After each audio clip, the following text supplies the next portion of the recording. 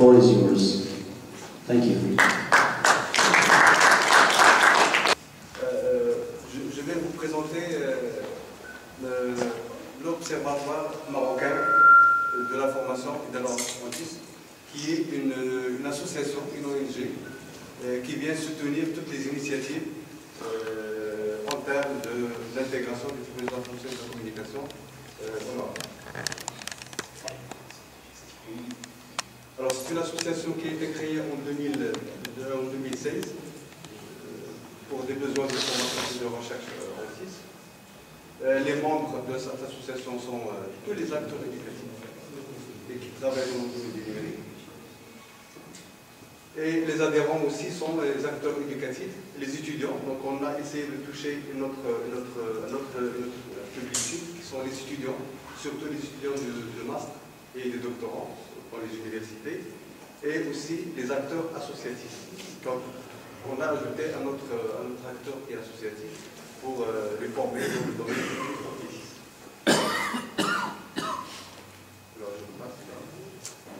Les objectifs sont nombreux. Tout d'abord, puisque le volet de l'association, de notre association, contient la recherche et la formation. Donc, notre objectif, tout d'abord, c'est de dresser un état des lieux de tout ce qui se fait en TIS au Maroc. Notre objectif, c'est éveiller les acteurs éducatifs, les acteurs associatifs, les éveiller à l'usage créatif et critique de l'usage du TIS. Tout le monde maintenant utilise le TIS, mais les usages, on en sait beaucoup, on en fait beaucoup, mais à quel degré de qualité ces usages sont-ils? Donc l'Observatoire essaie de développer un œil critique face à ces usages. L'Observatoire aussi va essayer de repérer des usages pédagogiques innovants relatifs au TIS et les valoriser. On va essayer de les valoriser à travers des associations, à travers des concours, etc. On va aussi participer, bien sûr, c'est une initiative qui vient consolider tout ce qui se fait au niveau du CNCR, au niveau du ministère, au niveau d'autres associations. Donc c'est une initiative qui vient consolider tout ceci et on va essayer de participer à notre tour au développement professionnel des enseignants et des acteurs associatifs. Et puis on va porter aussi un regard croisé sur tout ce qui se fait en termes d'expérience innovante. Aussi l'Observatoire, dans ses objectifs, il a tracé comme objectif principal, c'est essayer de concevoir des modules de formation selon les besoins.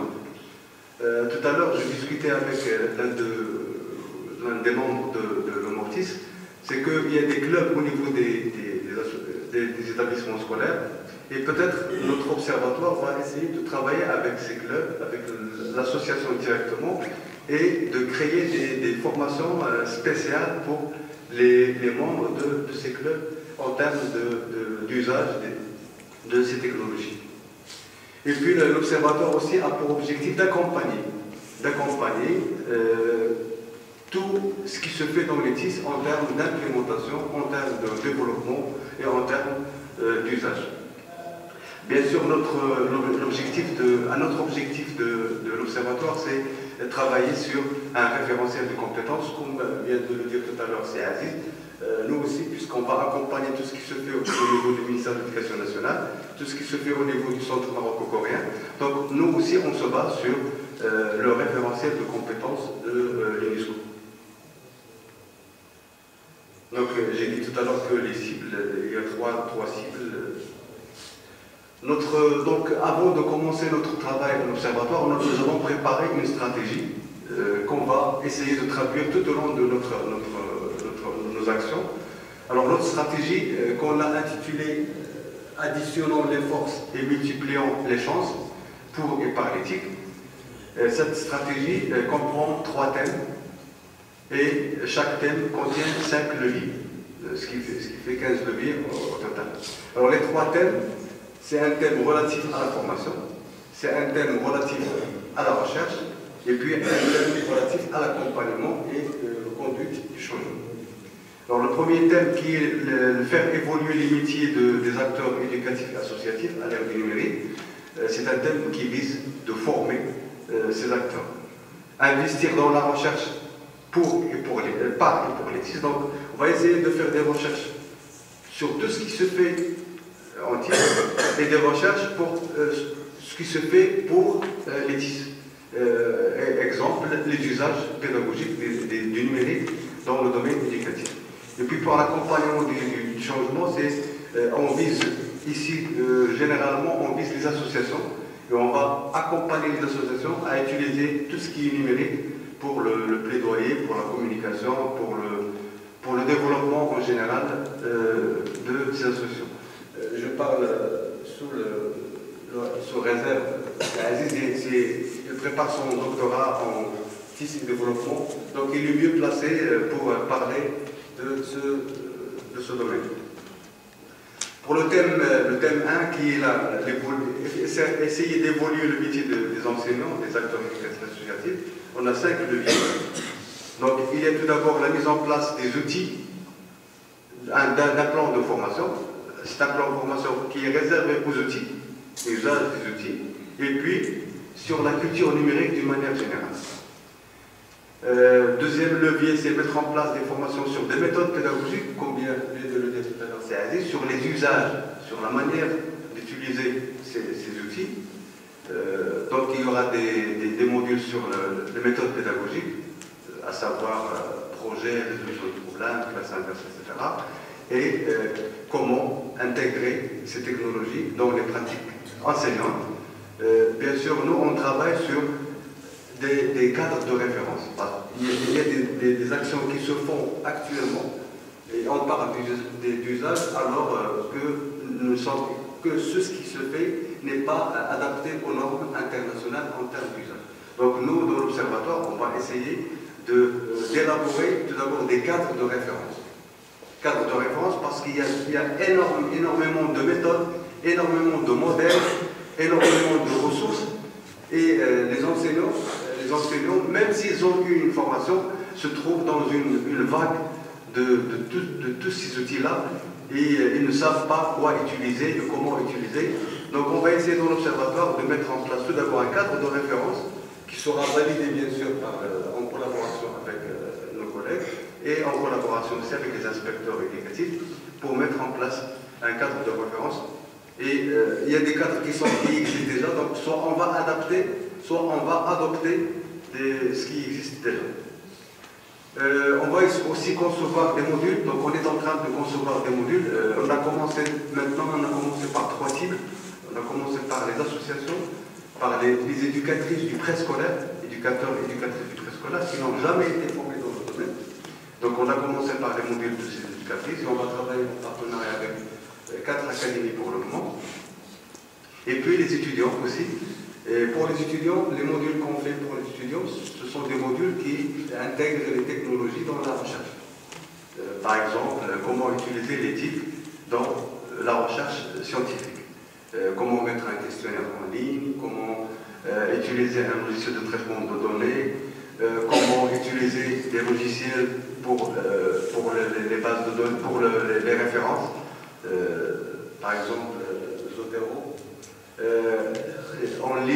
On consulte des sites internet, on a des citations, on peut les archiver chez nous et une fois qu'on rédige notre mémoire, on fait appel à tout ça directement sans inscrire dans un bloc-notes ou sur un autre fichier. Donc ce sont des logiciels qui vont aider les étudiants de master et de doctorat, doctorants et les doctorants à utiliser ces technologies dans la recherche. Et on vient de mettre un dispositif en ligne. Donc on a 3 plateformes, une plateforme pour les éducatrices et éducateurs du préscolaire, une plateforme pour les étudiants et une plateforme pour les associations. Donc on a des formations en présentiel et on a des formations à distance, bien sûr avec une certification. La certification, ce sont des attestations qu'on va livrer, mais qui sont co-signées. C'est-à-dire signées de la part de l'association, de notre association, mais signées de la part du partenaire, soit une association, soit une académie, soit l'université. On a déjà commencé avec l'université moyenne de 5, dans deux facultés, la faculté des sciences de l'éducation et la faculté des lettres, dans 2 départements, le département sociologie et département des études islamiques. Pour les actions, donc, normalement nous avons 3 programmes d'une manière générale. On a un programme qu'on a intitulé Éducation TIC, c'est tout ce qui est relatif aux usages dans l'éducation. On a un autre programme pour les associations et même pour les établissements scolaires qui est l'environnement éthique. Donc on essaie de travailler aussi sur l'environnement.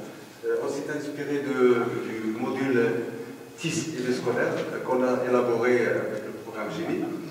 Et on vise maintenant, dans ce programme-là environnementique, on vise les clubs, les enseignants qui travaillent dans les clubs scientifiques, dans les établissements, dans les collèges et les lycées, et on vise aussi le programme éco-école dans les écoles primaires. Et puis pour les ONG, je viens de le dire tout à l'heure, c'est tout ce qui est usage d'éthique dans le développement de ces associations. Alors pour la recherche, pour le volet, le thème recherche, tout d'abord, la première action, c'est on est en train de faire un état des lieux des TIS au Maroc. Donc on a lancé des recherches, même des recherches dans les CRMF, des recherches dans le centre national de formation des inspecteurs, lancées, et puis quelques recherches aussi au niveau des universités sur l'état des lieux des TIS au Maroc, en termes d'usage et en termes d'infrastructure. On a mis en place un cadre de référence. Donc on a commencé déjà. Donc il y a déjà la transformation ou l'adaptation du référentiel de compétences de l'UNESCO. Donc on a déjà dans le programme GENI, on a travaillé dessus. Et on va l'utiliser dans nos formations et dans notre accompagnement. Mais on travaille sur un autre référentiel, qui est des usages, un référentiel des usages de ces technologies. On a mis en place une veille, une équipe de veille technologique. Alors la veille de point de vue technique, de point de vue technologique, de point de vue événement. Donc dans notre site d'ailleurs, on publie tout ce qui est veille. On a essayé de faire un répertoire, de concevoir un répertoire, vous pouvez le consulter sur le site, un répertoire des formations déjà qui existent. Donc, un répertoire de ces formations, une cartographie de ces formations qui existent sur Internet et qu'on a classées selon les logiciels et on les a mis comme veille technique dans notre site. Veille technologique, il y a des termes qui causent problème. Donc on essaie de repérer ces termes-là et de mettre soit des articles, soit des vidéos qui expliquent ces termes-là. L'ingénierie pédagogique, l'ingénierie de formation, le scénario pédagogique, tous ces termes-là posent problème. Et on a essayé de faire une cartographie de ces termes-là et de mettre dans le site internet tout ce qui est en rapport avec ceci et qui répond aux normes internationales. On va aussi organiser des rencontres. Maintenant, on est en train de préparer un colloque en partenariat avec le Centre national de formation des inspecteurs. Vous serez invité à présenter le centre de CMCF aussi, et l'association aussi, vous serez invité aussi. D'ailleurs, il y a parmi les membres de l'association, il y a Salahuddin, il y a d'autres inspecteurs stagiaires qui sont directement en lien avec ce qu'on fait dans le centre de formation des inspecteurs. Donc notre objectif aussi c'est d'organiser ces rencontres-là et d'encourager les partenariats, soit à l'échelle nationale, soit à l'échelle internationale. Alors je passe ces actions. Alors pour l'accompagnement, normalement, notre objectif aussi, je viens de le dire hier, je l'ai dit hier et je viens de l'entendre aussi c'est accompagner ces communautés de pratique. Il y a des communautés de pratique qui se créent surtout au sein des associations. Nous, on est là, c'est une association à but non lucratif qui vient s'ajouter aux actions qui se font dans l'automéditisme et nous, on est là pour accompagner toute association, toute communauté dans le domaine des technologies éducatives. Et on est aussi là pour évaluer, pour promouvoir les pratiques pédagogiques innovantes. Et on va couronner ceci chaque année, on l'espère bien, Inch'Allah, c'est organiser un concours des pratiques innovantes. On va essayer de l'organiser d'une autre manière, à la manière de ce qui se fait à la télévision, Masterchef. On va l'organiser de cette manière-là. C'est-à-dire on va pas dire recevoir les productions, les évaluer et primer, mais on va accompagner tout au long d'une durée de 3 ou 4 mois, on va accompagner les idées présentées. Donc on va choisir les idées présentées par les enseignants et on va les accompagner dans le développement de ces idées pour aboutir à des produits. Et à la fin, tout sera primé. Et ces idées-là, il y aura d'ailleurs une mutualisation, un partage de tout ce qui se fait dans ce concours-là. Donc c'est un concours formation. C'est une formation, un concours en même temps formation sur les usages. Bien sûr, notre action, c'est on va essayer d'accompagner, si vous le désirez, on va essayer d'accompagner toutes les politiques nationales qui intègrent la technologie. Nous sommes là à présenter nos expériences, à aider avec notre expérience dans le domaine de l'intégration des technologies. Voilà le site, notre site, c'est simple, homaphore.org. Donc il contient plusieurs rubriques. Il y a l'observatoire, on essaie de présenter l'observatoire, stratégie, objectifs, nos références, les formations en présentiel à distance, la recherche aussi, ce qui se fait, les projets, nos projets d'avenir, et puis la veille technologique, la veille pédagogique, technique, et puis les événements. D'ailleurs, on affiche tous les événements qui se font.